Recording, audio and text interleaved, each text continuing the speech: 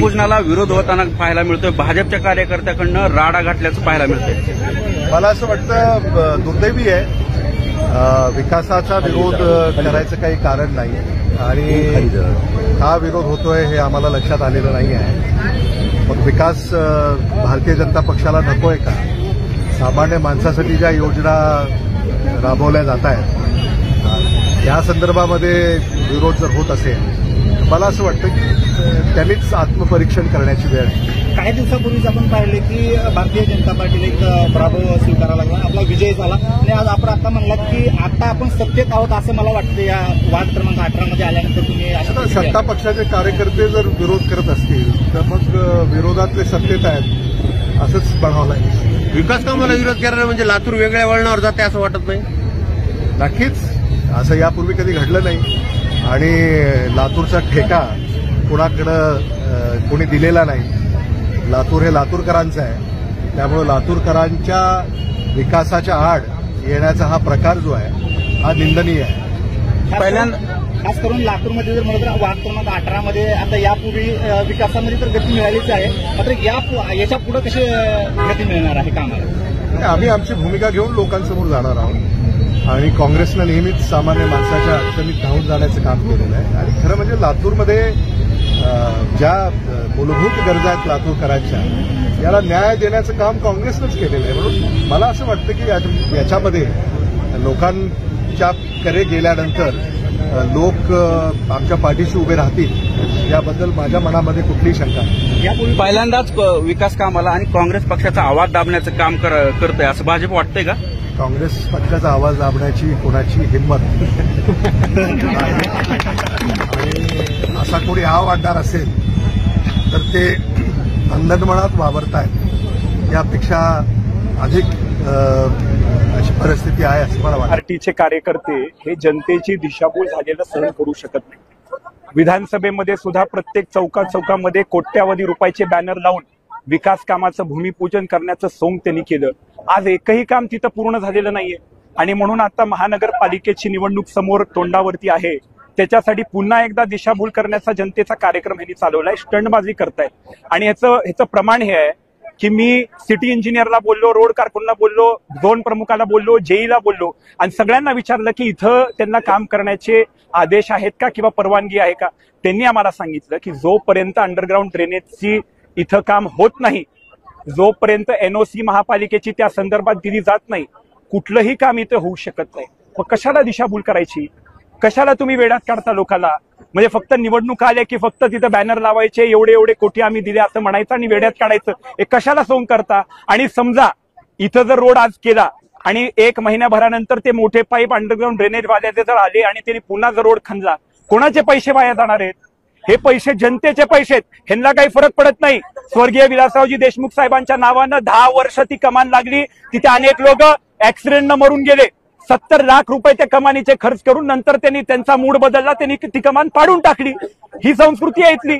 इथं आपल्या विभागीय क्रीडा संकुलाला 15 वर्ष लागतात, जिल्हा रुग्णालयाला 10 वर्ष लागतात, इथं नाट्यगृहाला 8 वर्ष लागतात, अजूनही हे काम पूर्णत्वाच नाहीये. आणि ह्यांनी भाषण ठोकतात तिथं विधानभवनामध्ये, जसं काही तिथं बसल्यानंतरच आमच्या इथे सगळे कामं मार्गी लागणार आहेत. आणि मुंबईवरून जेव्हा वेळ मिळतो रविवारी इथं लातूरला येण्याचा, येतात 10 ठिकाणी उगं काहीतरी सोंग करतात, नौटंकी करतात, तिथं दिशाभूल लोकांची करतात. हे कसं सहन होईल तुम्ही मला सांगा.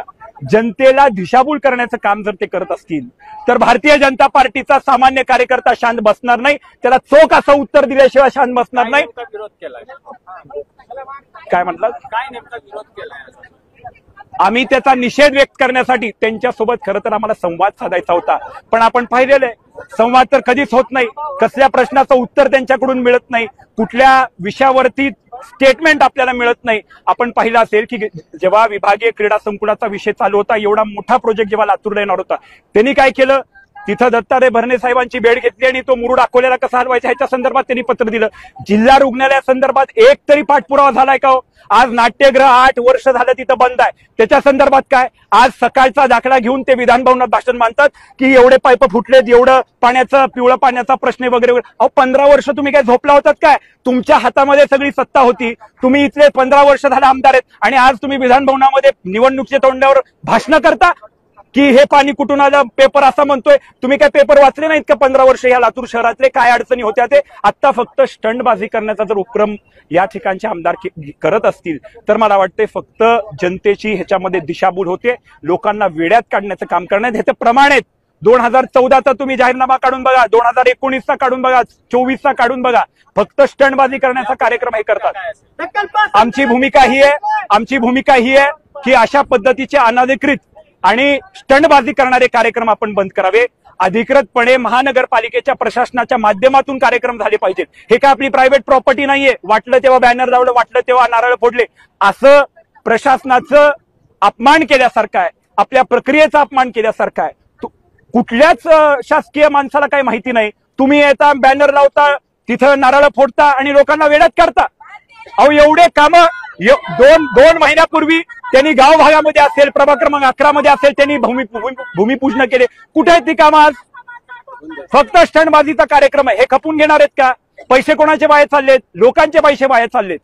मग हे आम्ही सहन करणार नाही. आमची फक्त एवढीच मागणी आहे की रीतसर अधिकृतपणे महानगरपालिकेच्या प्रशासनाला विश्वासात घेऊन तुम्ही काम केलं पाहिजे. तुम्ही सन्माननीय आमदार आहात, लोकांचे इथले प्रतिनिधी आहात, तुमचा त्या ठिकाणी दायित्व आहे की आपण पूर्ण प्रशासनाला कॉन्फिडन्स मध्ये घेऊन काम केलं पाहिजे. कोणालाच काही पत्ता नाही, कुठलं काम आहे माहिती नाही, कुठल्या अधिकाऱ्यानं करतायत माहिती नाही, त्यांना कसल्याच पद्धतीचा निरोप नाही. रविवार शोधला, तिथं बॅनर लावलं, स्टेज उभं केलं आणि नारळ फोडले, झाला का कार्यक्रम? काँग्रेसकडून असं सांगण्यात येते की रीतसर निधी मंजूर झालेला आहे, त्यानंतर मी तुम्हाला सांगितलं की आज आपल्या इथे शेकडो कोटीचं अंडरग्राऊंड ड्रेनेजचं काम चालू आहे. महानगरपालिकेचे सक्त निर्देश आहेत आणि त्यांनी तसं पत्रकही काढलेलं आहे की जोपर्यंत तिथे अंडरग्राऊंड ड्रेनेज संदर्भातली एनओसी मिळणार नाही तोपर्यंत तुम्ही इतर कुठलंही विकास काम करू शकत नाही. असं स्पष्ट असताना हे कशाला सोंग करताय तुम्ही? जनतेचे पैसे तुम्हाला काय त्याची किंमत नाही का?